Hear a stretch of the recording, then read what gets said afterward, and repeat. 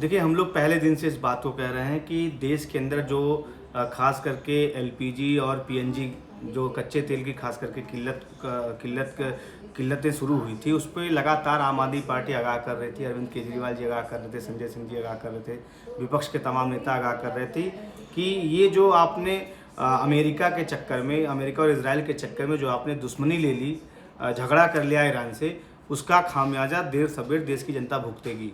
13 दिन आपने लगा दिया ईरान के राष्ट्रपति से बात करने में, वहाँ के सुप्रीम लीडर की हत्या हुई, आप खामोश रहे, खामनेई जी की हत्या हुई, आप खामोश रहे, 160 से ज़्यादा बच्चियों को मार दिया गया, छात्राओं को, आप खामोश रहे। और आज हकीकत क्या है, आप देखिए ना, योगी आदित्यनाथ जी बड़ी बड़ी बातें करते हैं। ये स्थिति है उत्तर प्रदेश की राजधानी लखनऊ की। और क्या स्थिति है, 300 से ज़्यादा सरकारी स्कूल हैं जहाँ पर 22,000 से ज़्यादा बच्चे पढ़ रहे हैं, और वहाँ पर एक हफ्ते से गैस नहीं है, मिड डे मील में खाना नहीं बन रहा है। मुख्यमंत्री जी के आवास में तो चारों टाइम अच्छे अच्छे पकवान बन रहे होंगे, विधायक मंत्रियों के यहाँ अच्छे अच्छे पकवान बन रहे होंगे, लेकिन स्थिति ये है। और जब राजधानी की स्थिति है तो आप पूर्वांचल और बुंदेलखंड क्षेत्र की तो आप बात ही छोड़ दीजिए, वहाँ क्या स्थिति होगी। तो आज ये जो कुछ भी स्थिति है, ये दरअसल स्थिति लाई हुई है, ये प्रधानमंत्री नरेंद्र मोदी और भारतीय जनता पार्टी की सरकार द्वारा लाई गई स्थिति है। इसीलिए हम लोग बार बार कह रहे हैं कि ये भारतीय जनता पार्टी की सरकार दिल्ली से लेकर लखनऊ तक सिर्फ और सिर्फ इवेंट मैनेजमेंट में लगी हुई है। आज भी अखबार उठाकर आप देखेंगे, बयानों को देखेंगे तो कहेंगे भाई कहीं कोई समस्या नहीं है, एलपीजी भरपूर है, पेट्रोल डीजल भरपूर है। तो ये जो लोग रातों रात लाइन में लग के खड़े हुए हैं, कोई अपनी दिहाड़ी छोड़ रखा है, किसी ने दुकान बंद कर दिया है, कोई नौकरी पे नहीं जा रहा है। खास करके शहरों के अंदर जो लाखों की संख्या में बाहर से लोग आके रहते हैं अपने रोजी रोजगार के लिए, छोटे छोटे कमरों में रहते हैं, उनके पास तो सिर्फ एक ही ऑप्शन है ना, एलपीजी, गैस।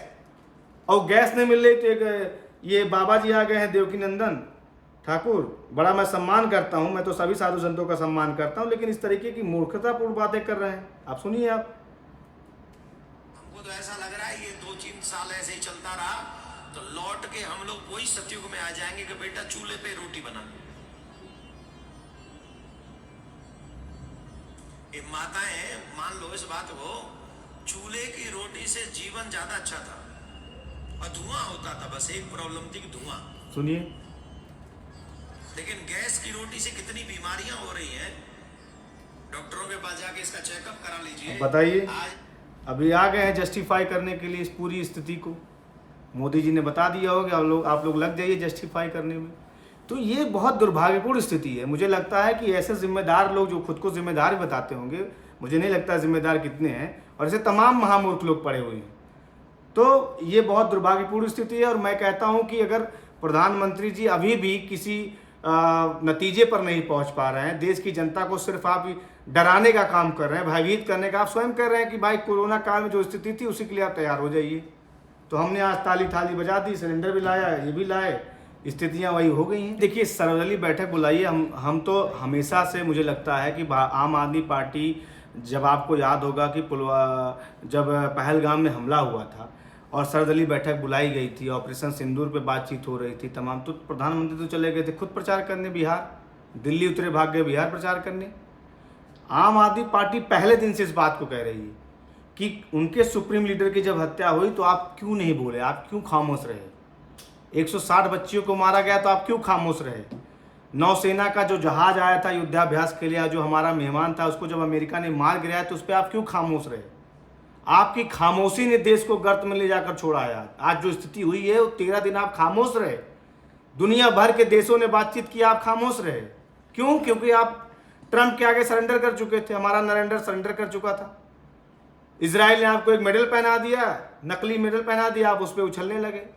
तो ये स्थिति दरअसल प्रधानमंत्री जी द्वारा बनाई गई है। मैं फिर से कह रहा हूं कि आज भी उनके पास कोई आगे की रणनीति नहीं है। आज भी अगर ट्रंप कह देगा उठ जाओ तो उठ जाएंगे, बैठ जाओ तो बैठ जाएंगे। हो सकता है देर शाम तक वो बोल दें इस तरीके की कि अगर बत्ती दिखाओ सिलेंडर को, अभी इसमें गैस आ जाएगी। क्योंकि हम लोगों ने गैस के नाले के गैस से चाय बनाने का प्रयास किया था, लेकिन उसमें तो गैस मिली नहीं। तो ये स्थिति है। दरअसल प्रधानमंत्री जी के पास में आगे का कोई रोड मैप है नहीं, और उनकी पूरी ट्रोल आर्मी वो लग गई है इस चीज़ को जस्टिफाई करने के लिए। जो लोग लाइने में खड़े हैं, ये देश दो ही लोग हैं, इनको पाकिस्तान चले जाना चाहिए। गिरिराज सिंह कह रहे हैं कि पूरा दुनिया आज हैरान है और सब लोग नरेंद्र मोदी जी की तरफ देख रहे हैं कि नरेंद्र मोदी जी इस पर क्या करेंगे। और अब ये स्थिति आ गई है कि ट्रंप को कोई खुद ही नहीं पूछ रहा है और ट्रंप नरेंद्र मोदी को नहीं पूछ रहा है। नहीं, देखिए, आम आदमी पार्टी निश्चित तौर पे हम एक राष्ट्रीय पार्टी हैं और पिछले चुनाव में वहाँ की जनता ने हमको भरपूर समर्थन दिया। वहाँ से हमारे विधायक 2 विधायक भी जीत के आए थे और जिस तरीके की एक्टिविटी है, जो वहाँ के मुद्दे हैं, चाहे वहाँ आपने देखा था उसके पहले चुनाव में कि वहाँ की जनता को किस तरीके से ठगा गया। जनता ने वोट दिया कांग्रेस को, वो भागे भाजपा में। तो जनता को भी इस बात को पता है कि आम आदमी पार्टी एक ऐसी पार्टी है जो जो कहती है उससे ज़्यादा करके दिखाती है। हमने दिल्ली में भी किया, हम पंजाब के अंदर कर रहे हैं, गुजरात के अंदर हमारे 5 विधायक हैं, हमने वहाँ भी वो काम किया, लड़ाई लड़े। जम्मू कश्मीर जो हमारे विधायक है वो वहाँ के मुद्दों की लड़ाई लड़ रहे हैं। तो निश्चित तौर पे जिस तरीके का करप्शन है, भ्रष्टाचार है, खास करके गोवा के अंदर जो लूटपाट चल रही है, उसको ख़त्म करने के लिए आम आदमी पार्टी वहाँ पूरी तरीके से एक्टिव है और 2027 के चुनाव में जो होना है उस पर निश्चित तौर पर पूरी दमदारी से हम लोग लड़ेंगे।